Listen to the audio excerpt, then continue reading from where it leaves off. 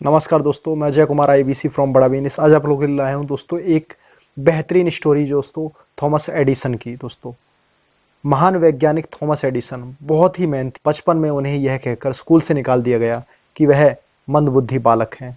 उसी Thomas Edison ने कई महत्वपूर्ण आविष्कार किए, जिसमें से बिजली का बल्ब प्रमुख है।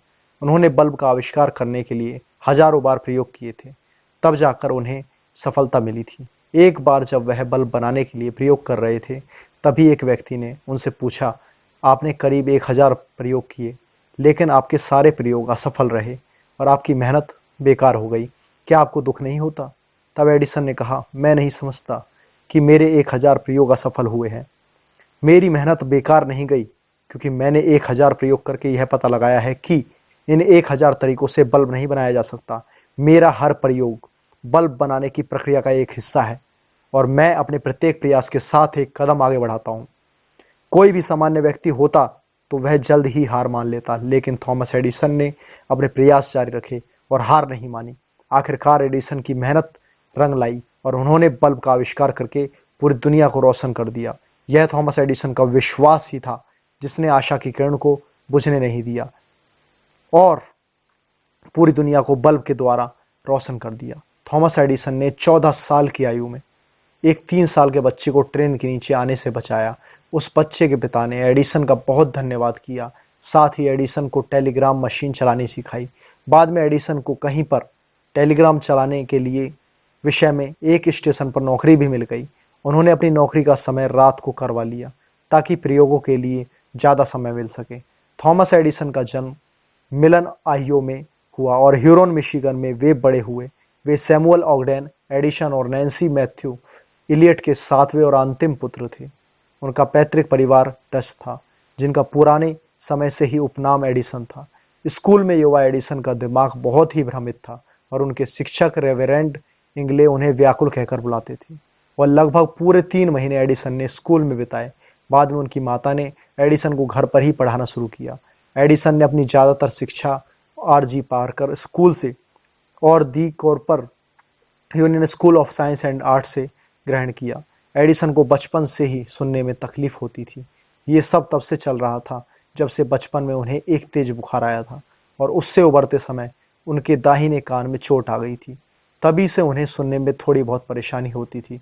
उनके करियर के मध्य उन्होंने अपनी बीमारी के बारे में बताया कि जब वे ट्रेन में सफर कर रहे थे, तभी एक केमिकल में आग लग गई, जिस वजह से वे ट्रेन से बाहर फेंके गए और उनके कान में चोट आ गई। कुछ साल बाद ही उन्होंने इस कहानी को तोड़ते हुए एक नई कहानी बनाई और कहने लगे कि जब चलती ट्रेन में कंडक्टर उनकी मदद कर रहा था, तभी अचानक उनके कान में चोट लग गई थी।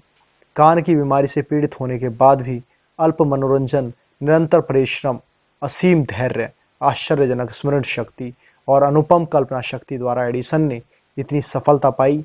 वे एक वैज्ञानिक ही नहीं, बल्कि एक सफल उद्यमी भी थे।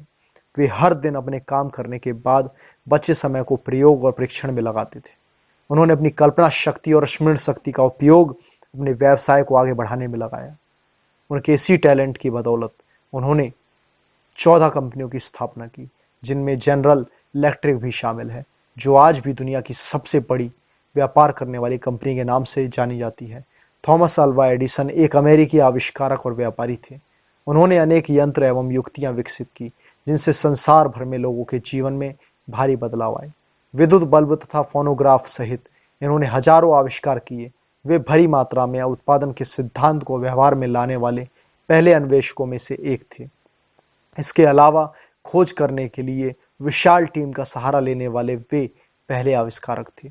इसलिए उन्हें पहली औद्योगिक अनुसंधान प्रयोगशाला स्थापित करने का श्रेय भी दिया जाता है। एडिसन एक महान आविष्कारक थे।